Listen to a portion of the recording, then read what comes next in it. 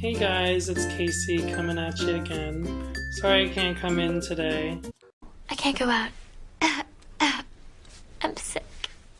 So anyways, I hope that made you chuckle.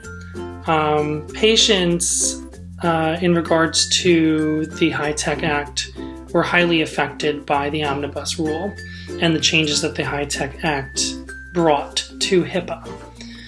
The Omnibus rule allowed for patients to request an electronic copy of their medical record.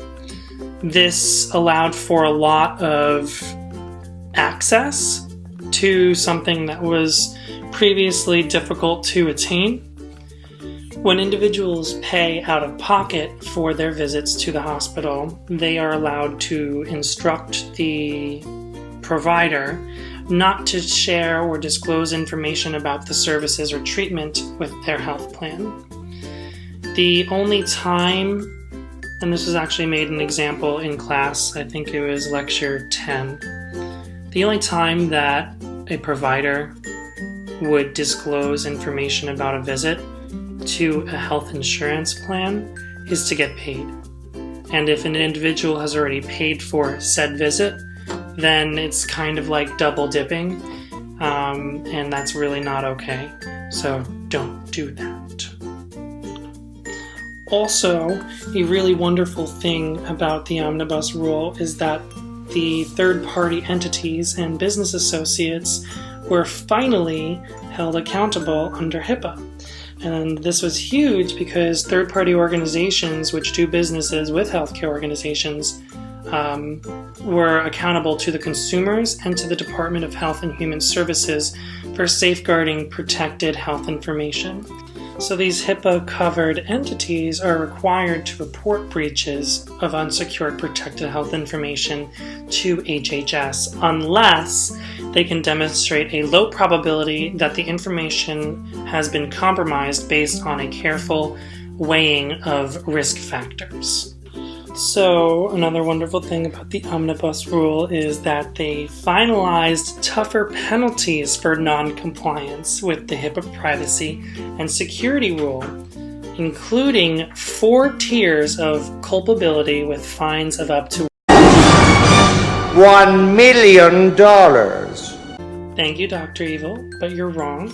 It's not $1 million, it's $1.5 million.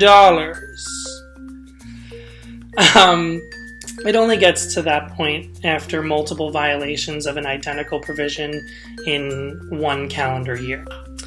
As I'm sure many of you are aware of what a privacy practice notice is at this point of your health science career, because of all the changes the Omni rule implemented, they had to have a requirement for redistribution of privacy practice notices.